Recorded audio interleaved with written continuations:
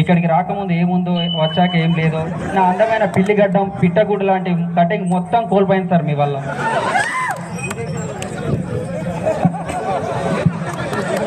మీరెప్పుడు స్క్వాడ్ మొత్తం సావధాన్లో ఉంచాలి, కదలకుండా ఉండాలని కోరుకుంటారు. కానీ సావధాన్ చెప్పి చచ్చిపోయేదాకా విషయం చెప్పారని తెలుసా సార్ మీకు? కదలకుండా ఉండడం ఎంత కష్టమో మీకు తెలుసా సార్? మరి ఇంకేం చేయాలరా? వీలైతే విషయం కూడా చెప్పండి సార్. దయచేసి దయపాగే బయట కూడా చెప్పండి సార్.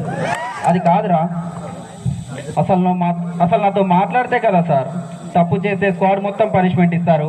నాకు ఎత్తండి సార్ హోసులు, నన్ను ఎక్కించండి సార్ టవరు, నాతో ఫ్రెండ్లీగా ఉండండి సార్. అరే ఆ మాట ఎప్పుడు నేను కాదురా చెప్పేది. చెప్తారు కానీ ఉండరు. ఈ టీషర్ట్ మీరిచ్చిందే, కాకి నిక్కర్ మీరిచ్చిందే, మళ్ళీ అవి నాకు బాగా సెట్ అయిందని చెప్పేది మీరే. నిజమే కదరా? నిక్కర్ టైట్ అయ్యి నలిగిపోతున్నాయి సార్ గోళీలు.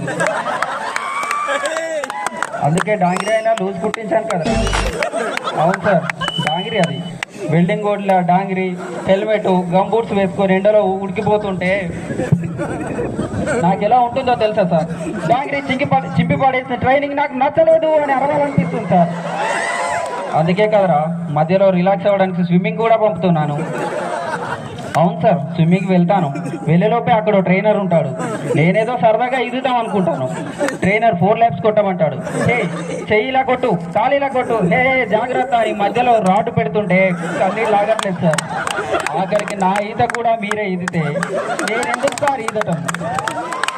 ఎందుకురా? లోపల జారిపోతుంది సార్ చెడ్డి.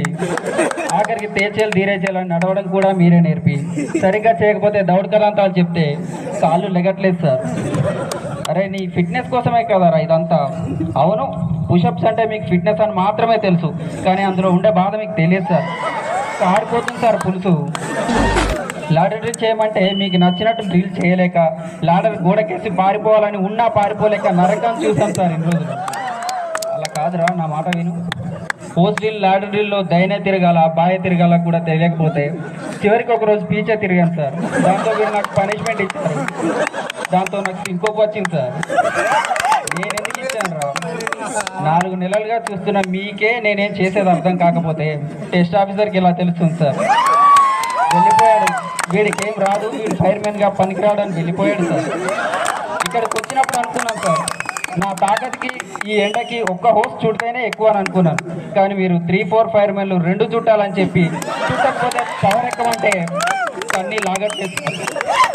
అదే అంటే ఎలా రా? ఇది ట్రైనింగ్ ఇలానే ఉంటుంది. ఇప్పుడు నేనేం చేయాలి సార్? మూసుకొని హోసులు చుట్టి నిచ్చెనెక్కి దిగమంటారు అంతే కదా సార్? కానీ ఒక్కటి సార్, ఇప్పటి వరకు మీరు ఇచ్చిన టీషర్ట్, నిక్కర్, షూస్కు తెలియదు సార్ అవి నాకు నచ్చవని. కానీ వచ్చే టెస్ట్ ఆఫీసర్ సార్ నాకేం రాదని ఆయనకి ఎలాగో తెలిసిపోయి నన్ను ఫెయిల్ చేశాక మీరే బాధపడతారు. అనవసరంగా వీడిని 4 నెలల నుంచి గోడ దూకుతుంటే ఆపాను, అప్పుడే పోయేది ఉండే వీడని. మీకోసం ఇంత కష్టపడుతుంటే అర్థం చేసుకోరేంట్రా? ఇప్పటిదాకా ఈ స్క్వాడ్ ఇన్ఛార్జిగా మీరు గెలిచాలనుకుంటున్నారు కదా సార్. కానీ మిమ్మల్ని గెలిపించడం కోసం 4 నెలల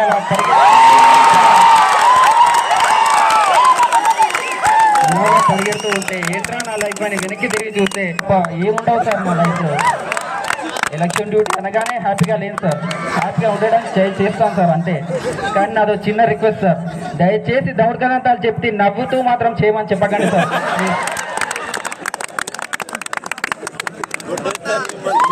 171 బ్రో ఒకటి చిన్నది చెప్పిండు ఇప్పుడే, ఆయనకు స్టేజ్ పేరు అంట.